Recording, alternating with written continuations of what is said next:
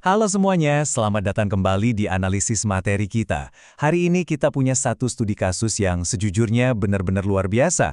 Kita bakal ngebedah perjalanan ekstrim seorang pengusaha logistik yang sukses menghapus gunung utang yang supermasif, dan hebatnya, dia ngelakuin itu cuma dalam waktu 8 bulan aja. Ini bukan sekedar tips berhemat biasa ya. Materi yang kita pelajari hari ini mengupas tuntas sebuah kerangka kerja yang sangat radikal. Perpaduan antara disiplin finansial tingkat tinggi dan pergeseran spiritual yang mendalam. Jadi siapkan diri Anda karena apa yang bakal kita bahas ini mungkin banget membalikan semua pemahaman konvensional Anda soal utang dan kepemilikan. Oke, mari kita langsung masuk ke inti masalahnya. 58 miliar rupiah, coba bayangkan angka itu sebentar. Ini jumlah yang buat sebagian besar dari kita mungkin bikin sesak napas kan? Tapi yang paling menakutkan adalah gimana semuanya berawal. Pengusaha ini nggak tiba-tiba bangun dan minjam 58 miliar. Semua ini bermula dari satu pinjaman awal sebesar 250 juta rupiah aja untuk modal usaha. Dari sana, limitnya terus dinaikkan. Godaan utang terus bertumbuh, dan pelan-pelan pinjaman itu lepas kendali sampai menyentuh angka raksasa ini. Ini ngebawa kita ke satu pertanyaan yang bikin penasaran. Gimana caranya Anda menghapus angka sebesar ini cuma dalam 8 bulan? Dan disinilah letak misteri utamanya. Berdasarkan materi yang kita kumpulkan, beliau ngelakuin ini tanpa ngambil pinjaman baru dari bank lain, tanpa ada suntikan dana dari investor atau malaikat penolong, dan bahkan tanpa bayar bunga sepeser pun. Terdengar mustahil kan? Nah, di analisis kita kali ini, inilah peta jalan kita. Kita akan bahas mulai dari jebakan 58 miliar, ilusi leverage, pergeseran paradigma spiritual, langkah radikal menuju likuidasi, dan terakhir, kekuatan dari melepaskan keterikatan. Kita masuk ke bagian pertama. Jebakan 58 miliar rupiah. Gini ceritanya, pengusaha logistik ini lagi gencar-gencarnya melakukan ekspansi bisnis. Saking agresifnya, dia sampai nyekolahin 63 BPKB kendaraannya ke bank sebagai jaminan. Tapi, laju pertumbuhan ini datang dengan harga yang mematikan. 600 juta rupiah. Dan ingat, itu bukan cicilan pokok utangnya loh, itu cuma tagihan bunganya aja setiap bulan. Coba bayangin tekanan arus kas yang harus ditanggung perusahaannya. Sumber kita nyebutin kalau beban ini tuh bener-bener nggak masuk akal, sampai bikin sang pengusaha kena vertigo parah, stres berat, dan perusahaannya nyaris bangkrut total karena semua omsetnya kesedot cuma buat bayar bunga. Lanjut ke bagian kedua, ilusi leverage. Dan ini mengilustrasikan dengan sangat jelas, kok bisa sih pengusaha yang pinter jatuh ke lubang sedalam itu? Jawabannya ada di apa yang sumber kita sebut sebagai mindset kapitalis yang sering banget diagung-agungkan. Di satu sisi, kita lihat mindset awalnya. Utang itu dianggap sebagai tanda kalau bank percaya sama kita.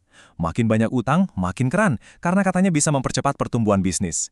Terus, pantang hukumnya ngebiarin BPKB nganggur di laci rumah. Tapi realitasnya, beda jauh. Utang yang numpuk justru berubah jadi beban overhead yang menghancurkan, kecemasan yang nggak ada habisnya tiap akhir bulan, dan ujung-ujungnya, bisnis kolaps karena semua hasil kerja keras cuma habis buat bayar kewajiban. Nah, pas lagi terdesak-desaknya, biasanya orang bakal nyari jalan keluar standar kan? Tapi sumber materi kita secara tegas menolak solusi-solusi palsu ini. Restrukturisasi utang, menurut perspektif Nasuha, itu cuma nunda kiamat kecil aja dan malah numpukin bunga yang lebih gede di akhir. Terus gimana dengan top up atau gali lubang tutup lubang? Itu sama aja kayak menggali lubang kubur finansial yang lebih dalam. Pinjam uang baru untuk nutup yang lama, itu cuma mindahin beban dari bahu kiri ke bahu kanan, tanpa pernah benar-benar menyembuhkan akar penyakitnya. Oke, kita masuk ke bagian ketiga, pergeseran paradigma spiritual. Kalau semua cara logis ala Bang Er tadi ditolak, terus solusinya apa dong? Disinilah komunitas Nasuha memperkenalkan sebuah konsep yang mereka sebut taubatan Nasuha, atau pertobatan yang tulus. Ini adalah titik di mana intervensi keuangan praktis digabungin sama doktrin spiritual yang sangat dalam. Menariknya, mereka nggak ngelihat utang murni sebagai masalah hitung-hitungan matematika, tapi lebih ke gejala dari masalah spiritual yang lebih dalam. Mereka meyakini bahwa riba atau bunga pinjaman pada akhirnya cuma akan ngebawa kehancuran. Jadi solusinya butuh penyerahan diri secara total, buang ego jauh-jauh dan nyadar kalau kita ini nggak punya kuasa penuh atas rezeki kita. Ini benar-benar perubahan cara pandang yang total. Tapi ini nih, salah satu hambatan psikologis paling berat pas orang mau bebas utang.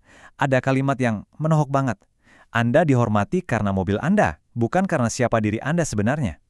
Banyak banget orang yang gagal lepas dari jeratan utang karena mereka terlalu sayang sama barang-barangnya. Mereka takut kalau mobil mewah atau rumah gedungan itu dijual, tetangga atau kolega bisnis bakal ngeremehin mereka. Ketakutan akan kehilangan status sosial dan ego ini, jujur aja jauh lebih melumpuhkan daripada utang itu sendiri. Sekarang kita bahas eksekusinya di bagian keempat, langkah radikal menuju likuidasi. Begitu menyadari hambatan ego tadi, sumber kita pindah dari teori spiritual ke aksi nyata. Dan dengerin ya, ini bukan buat yang lemah jantung. Ini butuh kedisiplinan tingkat militer lewat 4 langkah aksi. Pertama, gunting semua kartu kredit dan stop ambil utang baru, hari ini juga. Nggak ada tawar-menawar. Kedua, kirim surat resmi ke pihak bank yang menyatakan kalau Anda berhenti bayar bunga. Ketiga, likuidasi atau jual aset secara brutal, tanpa ada rasa sayang sedikit pun. Dan keempat, pakai uang hasil penjualan itu buat negosiasi agresif dengan bank, berkeras buat cuma bayar pokok utangnya aja. Biar Anda kebayang seberapa brutal likuidasi ini, dengerin ini. Pengusaha tadi nggak cuma sekedar jual mobil pribadinya. Dia benar-benar melepaskan satu kampus universitas swasta miliknya, gedung-gedung komersial, rumah-rumah kos, sampai 63 truk berat yang tadinya jadi tulang punggung bisnisnya. Semuanya dilepas. Ini adalah wujud nyata dari prinsip melepaskan keterikatan pada harta duniawi. Sama sekali nggak ada yang ditahan-tahan. Jadi poin krusialnya adalah, kenapa harus berani stop bayar cicilan bunga? Taktik ini emang super kontroversial, tapi sumber kita bilang ini efektif banget. Logikanya gini, dengan nge-stop pembayaran, si nasabah memaksa sistem bank buat masukin utangnya ke kategori kredit macet atau non-performing loan. Nah, rapor merah ini otomatis bakal menekan performa cabang bank tersebut, yang ujung-ujungnya maksa mereka pakai dana pencadangan buat mutihin bunganya. Di momen itulah posisi negosiasi berbalik, dan nasabah bisa maju nawarin pelunasan khusus, hanya untuk nilai pokoknya aja. Dan akhirnya, bagian kelima, kekuatan dari melepaskan keterikatan. Setelah melewati 8 bulan penuh tekanan, negosiasi yang alot banget, dan nekan ego sampai ke titik terendah, tebak apa yang terjadi? 2000. Hari ini, pria yang dulunya dikejar-kejar utang puluhan miliar itu malah sanggup membagikan 2000 galon air minum gratis setiap harinya buat komunitas di sekitarnya. Luar biasa kan? Dia bertransformasi secara total dari orang yang nimbun aset demi gengsi dan status, jadi sosok yang fokus pada filantropi ekstrim dan ninggalin warisan kebaikan. Perjalanan ekstrem ini ngerangkum satu esensi yang sangat penting. Di satu sisi kita ngelihat beban leverage, hidup dengan stres yang gak berujung, kerja banting tulang ibarat mesin cuma buat bayar bank, dan terputus dari kehidupan sosial. Tapi di sisi lain, kita ngelihat definisi kekayaan sejati menurut kerangka Nasuha. Hidup tenang tanpa utang sedikit pun, punya kedamaian pikiran, dan mendedikasikan sisa hidup buat warisan kebaikan serta komunitas di sekitar kita. Kita udah lihat gimana keberanian buat melepaskan segalanya justru membawa pengusaha ini pada kebebasan absolut dari utang 58 miliar rupiah. Nah, sebagai penutup buat analisis kita hari ini, saya mau ninggalin satu pertanyaan buat Anda renungkan. Kalau besok, tiba-tiba Anda dipaksa buat melikuidasi seluruh aset kesayangan Anda, rumah mewah Anda, mobil Anda, siapakah Anda sebenarnya tanpa itu semua? Apakah nilai diri Anda ikut lenyap barang-barang itu, atau Anda justru bakal nemuin kedamaian yang baru? Pikirkan baik-baik ya.